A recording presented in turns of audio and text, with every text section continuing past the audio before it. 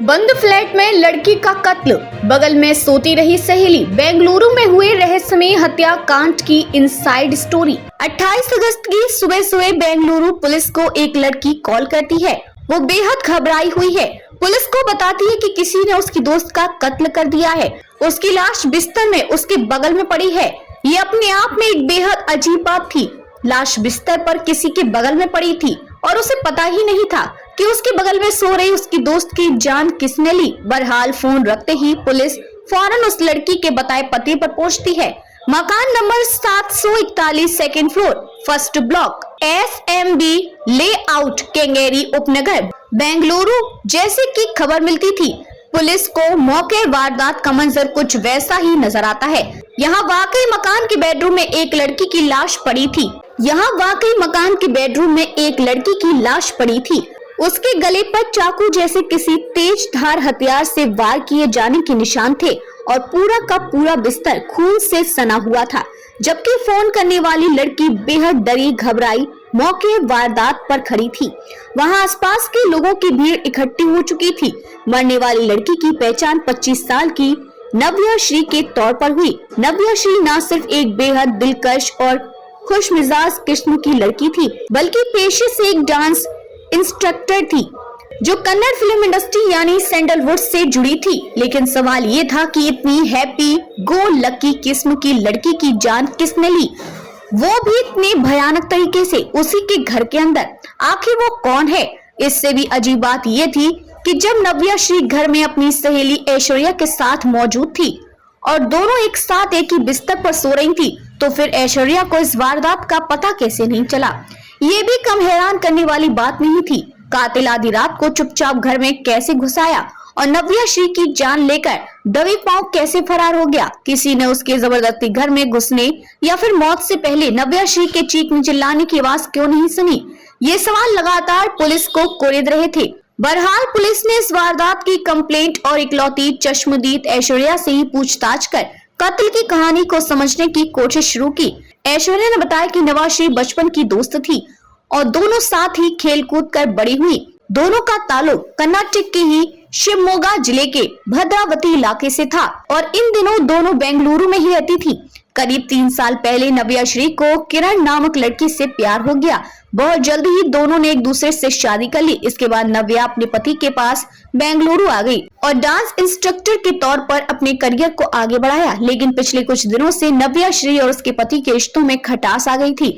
बात इस हद तक पहुंच चुकी थी कि अब नव्या श्री को अपने ही पति किरण से खतरा महसूस होने लगा था।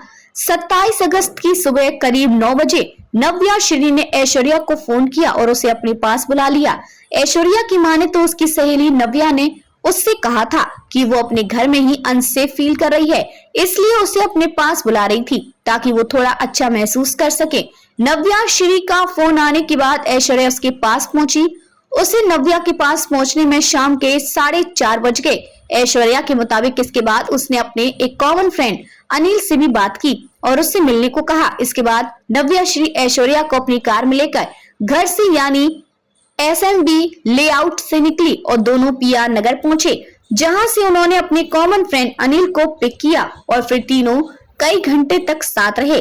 असल में नव्या श्री काफी परेशान महसूस कर रही थी और अपनी सुरक्षा को लेकर ऐश्वर्या और अनिल से बात करना चाहती थी।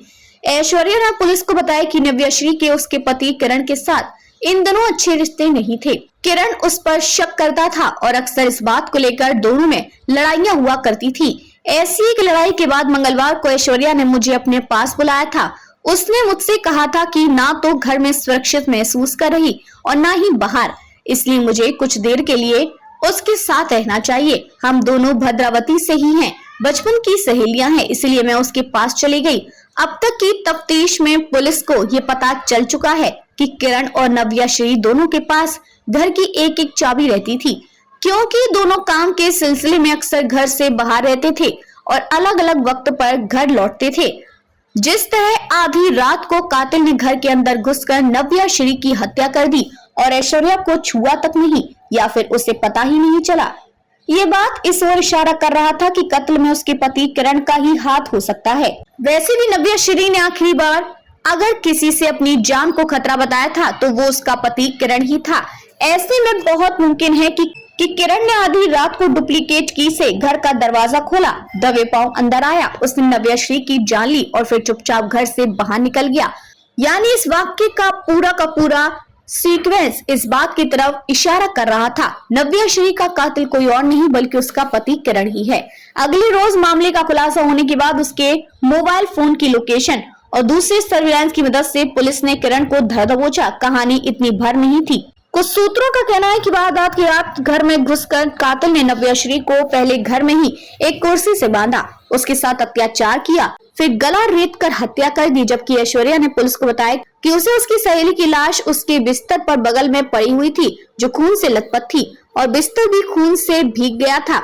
ऐसे में अगर एक वक्त के लिए ये मान भी लिया जाए कि आधी रात नींद में सो रही नव्या का मुंह बंद कर कातिल ने उसका गला काट दिया, यदि दूसरी थ्योरी के मुताबिक नव्याश्री को बिस्तर से उठाकर पहले घर के अंदर ही टॉर्चर किया गया, फिर भी उसकी चीख या खटपट से उसकी दोस्त की नींद खुल जानी चाहिए थी, लेकिन यहाँ भी ऐसा नहीं हुआ। यानी ऊपरी तौर पर यह मामला बेशक एक ओपन एंड शट केस लग रहा हो, पुलिस ने कातिल के तौर पर नव्याश्री के पति को गिरफ्तार कर लिया हो, लेकिन मामला इतना सीधा भी नहीं है जितना लग रहा है। ऐसे में फिल्म इंडस्ट्री से जुड़ी एक डांस इंस्ट्रक्टर का कत्ल आखिर कैसे और किन हालात में हुआ, ये अब भी एक राज है। क्या किरण ने आधी रात को अकेले वारदात को अंजाम दिया या फिर उसके साथ कोई और था, ये भी सामने आना अभी बाकी है। एक्सपर्ट्स ये भी समझने की कोशिश कर रहे हैं कि क्या शराब के नशे में किसी को इतनी गहरी नींद भी आ सकती है कि बगल में किसी की हत्या हो जाए और उसे पता ही ना चले। सवाल कई हैं, रहस्य बरकरार हैं।